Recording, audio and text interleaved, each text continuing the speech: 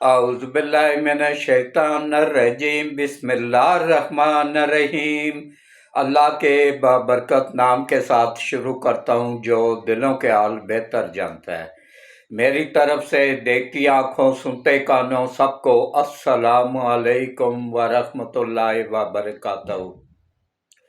لاکھوں کروڑوں درود و سلام آقا دو عالم خاتم النبیین حضرت محمد مصطفیٰ صلی اللہ علیہ وآلہ وسلم پہ، آپ کی آل پاک پہ، صحابہ کرام پہ، اولیاء کرام پہ درود و سلام کے بعد میرا آج کا موضوع ہے امریکہ، اسرائیل اور ایران کی جنگ اللہ کے حکم سے ختم کرنے میں آفت صاحب اور پاکستان اور شہباز شریف اور اسحاق ڈار کو اللہ نے کامیابی عطا کی، اس پہ بات کروں گا۔ اور اس کے بعد ٹرمپ خود پاکستان آ رہا ہے اس معاہدے پہ دستخط کرنے کے لیے۔ ٹرمپ نے اور امریکہ نے کوشش کی، اسرائیل نے کوشش کی کہ جنیوا میں معاہدہ کیا جائے، لیکن ایرانی وفد نے جنیوا جانے سے یہ کہہ کے انکار کر دیا کہ وہاں ہماری جانوں کو خطرہ ہے، وہاں ہماری اسرائیل ہم پہ حملہ آور ہو سکتا ہے، اس لیے ہم اگر جائیں گے تو صرف پاکستان جائیں گے، کیونکہ پاکستان کے علاوہ ہمیں کسی ملک پہ اعتماد ہی نہیں ہے۔ اب ان یوتھیوں کے منہ پہ اللہ کی طرف سے جوتا پڑ گیا نا، جو کہہ رہے تھے کہ پاکستان امریکہ کے ساتھ ہے اور ایران کے خلاف ہے۔ ایران بار بار شکریہ ادا کر رہا ہے پاکستان کا کہ ایران کو بچانے میں اور کامیابی دلانے میں سب سے زیادہ اگر کسی کا ہاتھ ہے تو وہ حافظ سید عاصم منیر کا ہے، اس کے بعد شہباز شریف کا ہے، اسحاق ڈار کا ہے، اس کے بعد آصف زرداری کا ہے، اور گورنمنٹ میں جتنی بھی جماعتیں شامل ہیں ان سب کا ہے۔ تو دیکھیں، کوشش کیا کرے کہ ویڈیو کو پوری دیکھا کرے، اسکپ نہ کیا کرے، اور ویڈیو کو گروپوں میں شیئر بھی کر دیا کریں۔ الحمدللہ اللہ کا لاکھ لاکھ شکر ہے کہ میں پاکستان کا سب سے سینئر صحافی ہوں۔ میں نے اپنی صحافت کا آغاز 1975 میں نوائے وقت اخبار سے کیا تھا، اور عارف نظامی صاحب میرے استاد ہیں۔ پرنٹ میڈیا میں تو میں چل گیا، الیکٹرانک میڈیا میں میں اس لیے نہیں چل سکا کہ وہاں لفافہ دیا جاتا ہے، اس کے بغیر گزارا ہی نہیں ہے۔ اس کے بعد پھر جو لکھا ہوا دیا جاتا ہے وہی بولنا پڑتا ہے، اس میں 99% جھوٹ ہوتا ہے۔ اور یہ جتنا بھی پاکستان کا میڈیا ہے نا، یہ سب کا سب عالمی طاقتوں کا تابع ہے، ان کے آگے بکا ہوا ہے۔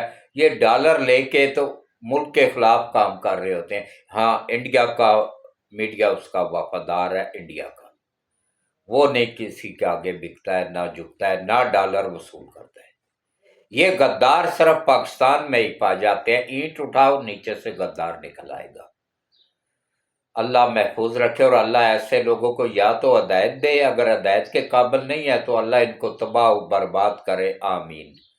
جو ملک پاکستان کے دشمن ہیں، جو عالم اسلام کے دشمن ہیں، اللہ ان سب کو تباہ و برباد کرے، آمین۔ تو اب ٹرمپ دیکھے خود آ رہا ہے، اور یہاں پہ پاکستان میں دستخط ہوں گے انشاءاللہ۔ یہ اگلے 24 گھنٹوں کے اندر اندر اعلان ہو جائے گا انشاءاللہ۔ اور اس کے بعد ایران کا صدر بھی آ رہا ہے، دونوں آ کے دستخط کریں گے۔ ٹرمپ آئے گا تو پھر ایران کا صدر بھی آئے گا، اگر ٹرمپ نہیں آئے گا نائب صدر کو بھیجے گا تو پھر ایران کی طرف سے بھی نائب صدر ہی آئے گا۔ تو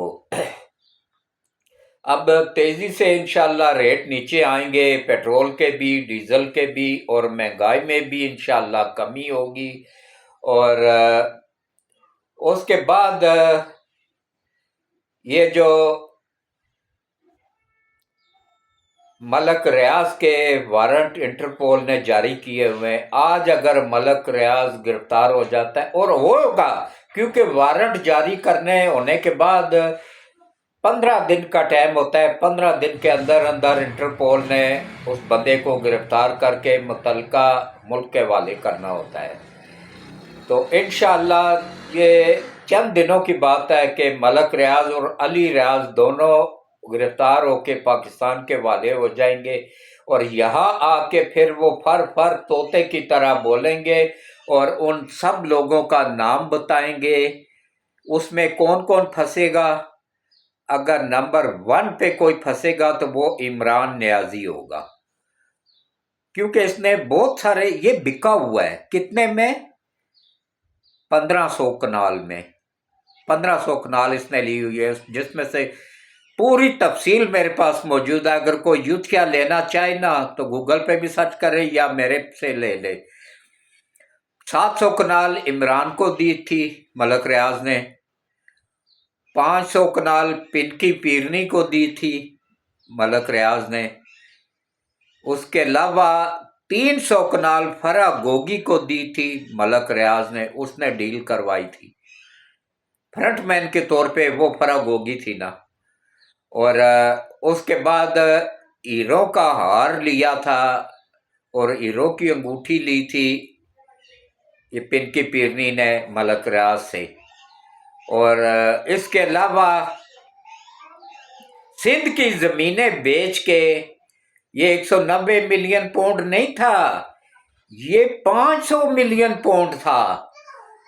जब ये वहां पे पकड़ा गया पैसा 500 मिलियन पाउंड, तो उन्होंने राब्ता किया गवर्नमेंट ऑफ पाकिस्तान से। उस वक्त गवर्नमेंट थी इमरान खान की। वैसे ये खान नहीं है, नियाजी है, लेकिन नियाजियों का किरदार इतना गंदा है ना, गद्दारों का टोला है ये, जो गवर्नमेंट में बैठे हुए नियाजी। सब नियाजियों में बहुत अच्छे अच्छे लोग हैं। ये जो इमरान नियाजी हो गया या इसका जनरल नियाजी हो गया या इस तरह के जो किरदार है ना, मैं उनकी बात कर रहा हूँ। तो ये वही लोग हैं जिन्होंने बांग्लादेश में जबरदस्ती जनरल नियाजी ने फौज से हथियार डलवाए थे, अमेरिका के आगे झुक के। अमेरिका का एजेंट था वो, CIA के लिए काम करता था। और इसके अलावा ये जो है शहबाज गिल, ये भी CIA का मुलाजिम है, ये भी CIA से तनख्वाह लेता है। इमरान रियाज है पाकिस्तान का नाम नाद साफी, वो भी CIA का मुलाजिम है, मुसाद का मुलाजिम है, रा का मुलाजिम है, तीनों से तनख्वाह ले रहा है। आदल राजा मेहदी, एक मेहदी है वो, और आदल राजा, ये दोनों भी CIA, रा और मुसाद के एजेंट हैं। और इनको गोल्ड स्मिथ की तरफ से पैसा मिलता है और रियाम से अब मिल रहा है। गोल्ड स्मिथ तो मर गया, जन्म वासल हो गया, तो अब उसकी बीवी भी जन्म वासल हो गई है। और अब कौन कर रहा है डील इनके साथ? जमाइमा कर रही है। ये जमाइमा अब, और गोल्ड स्मिथ का बेटा वो कर रहा है। किसी यूथिया को चाहिए हो तो इसराइल के वजीर खारजा की वीडियो मेरे पास, प्रेस कॉन्फ्रेंस की वीडियो मौजूद है, जिसमें वो कह रहा है कि हमने पहला अपना मोहरा उतारा हुआ है इमरान नियाजी फौज के खिलाफ। अगर वो नाकाम हो जाता है तो मुतबादल के तौर पे हम उसके बच्चों को, दोनों बच्चों को तैयार कर रहे हैं, फिर उनको उतारेंगे, वो अवाम को लेके फौज से लड़ेंगे। तो इससे आप लोग अंदाजा कर लेना कि कितना खतरनाक मंसूबा आलमी ताकतों ने इसराइल के साथ मिलकर बनाया हुआ है। अब भी अगर यूथ ये ना समझे तो फिर अल्लाह इनको हदायत दे। अगर हदायत के काबिल नहीं है तो फिर अल्लाह इनको तबाह बर्बाद करे, आमीन। जुम्मे का मुबारक दिन है, आज 8 तारीख है। कोशिश करें ज़्यादा से ज़्यादा दुरूद शरीफ पढ़ के, जुम्मे का दुरूद शरीफ नबी पाक सल्लल्लाहु अलैहि वसल्लम पे उसी दिन पेश किया जाता है। और असर और मगरिब के दरमियान का जो टाइम है ना, इसमें एक ऐसा वक्त भी आता है जिसमें जो भी दुआ मांगी जाए अल्लाह उसको कबूल कर देता है। तो कोशिश किया करें कि असर और मगरिब के दरमियान का टाइम असर पढ़ के मस्जिद में ही गुजारा करें और ज़्यादा से ज़्यादा दुआएं मांगा करें। اپنی فیملی کے لیے، پاکستان کے لیے، افواج پاکستان کے لیے، اور جو دنیا سے جا چکے ہیں مسلمان ان سب کے لیے، اور عالم اسلام کے بلندی کے لیے، ملک پاکستان کی حفاظت کے لیے۔ تو اب شہباز گل نے کہا کہ بھائی یہ جو 2 ٹاور پکڑے گئے ہیں نا غیر قانونی طور پہ ریڈ زون میں بنے ہوئے، یہ سعد رفیق کی ملکیت ہے۔ اور کہہ کون رہا ہے؟ جس کے اپنے باپ کا ہی پتہ نہیں ہے کہ میرا باپ کون ہے۔ وہ چوڑا جو وہ ہے شہباز گل، وہ کہہ رہا ہے۔ اگر اس کا نام ہوتا یا یہ مالک ہوتا تو اس کو کیا ضرورت تھی چھپانے کی؟ وہ کھل کے کہہ دیتا ہاں جی میری ملکیت ہے، میں مالک ہوں۔ آپ کو وہ تو نہیں ہوتا ہے نا، غیر قانونی تو نہیں تھا، قانونی تھا۔ صرف یہ ہوٹل کے لیے پلاٹ دیا گیا تھا 13.5، اس کے کیا نام ہے 13.5، یہ ہے جی دیکھیں جی کنال کے آگے جو ہوتا ہے نا، وہ میرے ذہن سے اب نکل گیا ہے، 20 کنال کا ایک ہوتا ہے، وہ یہ کافی بڑا رقبہ ہے، کافی زیادہ ہے، اور یہ ہوٹل کے لیے دیا گیا ہے، اور انشاءاللہ سی ڈی اے نے اس کو قبضے میں لے کے بہت جلد ہوٹل بنانا ہے وہاں پہ۔ اس میں بڑے بڑے لوگوں کے نام آ رہے ہیں، اس میں جو لکسری فلیٹ لیے ہوئے وہ رشوت کے طور پہ جو دیے گئے تھے، وہ ثاقب نثار کو دیا گیا تھا، اس کے بیٹے کو دیا گیا تھا، اعتزاز احسن کو دیا گیا تھا، کیونکہ اعتزاز احسن بھی کرپٹ ترین بندہ ہے اور ہے قادیانی۔ اسی طرح ثاقب نثار بھی قادیانی ہے، قادیانیوں کا سپورٹر ہے، اور اسی طرح بڑے بڑے عہدوں پہ جتنے بھی لوگ جسٹس گلزار سمیت بیٹھے ہوئے ہیں وہ سب کے سب قادیانی ہیں اور قادیانیوں کے سپورٹر ہیں۔ عمران خود قادیانی ہے، اس کی والدہ قادیانی، اس کا سکا نانا مرزا غلام محمد قادیانی کا 13واں خلیفہ تھا۔ تو اب دیکھ لیں، اللہ اس ملک کی حفاظت کرے، اور ہم سب کو ہدایت دے کہ ہم ان سیاسی جماعتوں کے پیچھے لگ کے، اگر دیکھیں میں اس کی بھی کھل کے حمایت کروں گا کہ اگر مخالفت کروں گا مخالفت کہ اگر یہ نواز شریف شہباز شریف کی بنائی ہوئی کمیٹی اس کے حق میں فیصلہ کرتی ہے تو میں اس کی کھل کے مخالفت کروں گا۔ کیونکہ یہ میرے ملک کے خلاف ہے۔ وہاں ریڈ زون کے اندر فلیٹ، رہائشی فلیٹ بن ہی نہیں سکتے ہیں۔ وہاں رہائشی فلیٹ جا کے کوئی راہ کا ایجنٹ لے لے، موساد کا ایجنٹ لے لے، رینٹ پہ لے لے، تو وہ تو وہاں سے پورے اسلام آباد کو کنٹرول کر سکتا ہے، بیٹھ کے پورے اسلام آباد پہ نظر رکھ سکتا ہے۔ ایسے خطرناک علاقے میں فلیٹ بنا کے، لکسری فلیٹ بنا کے بیچنا سب سے بڑی قانون کی خلاف ورزی ہے۔ اس میں شہباز شریف کو نئی کمیٹی بنانی چاہیے تھی، سیدھا وہ پلاٹ، وہ دونوں ٹاور سی ڈی اے کے والے ہو جانے چاہیے تھے۔ کیونکہ اگر نیسلا ٹاور گر سکتا ہے جسٹس گلزار کی اللہ نسلوں کو بھی تباہ کرے، جسٹس ثاقب نثار کی نسلوں کو اللہ تباہ کرے۔ ان دونوں نے کراچی میں 13 بلڈنگیں گرائی، 13 پلازے گرائے جو جہاں غریب لوگ رہتے تھے۔ وہ اس لیے گرائے گئے کہ وہ غریب تھے، اور یہ اس لیے نہیں گرائے جا رہے ہیں یا ان کو سی ڈی اے کے حوالے نہیں کیا جا رہا ہے۔ اور مزے کی بات یہ ہے کہ پیمنٹ بھی ابھی تک نہیں دی، بیچ کے کھا چکے ہیں وہ بندہ، اور پیمنٹ اس نے کی نہیں، تو پھر ملکیت ہو گیا نا سی ڈی اے کی، تو پھر اس میں کمیٹی بنانے کی کیا تک بنتی تھی؟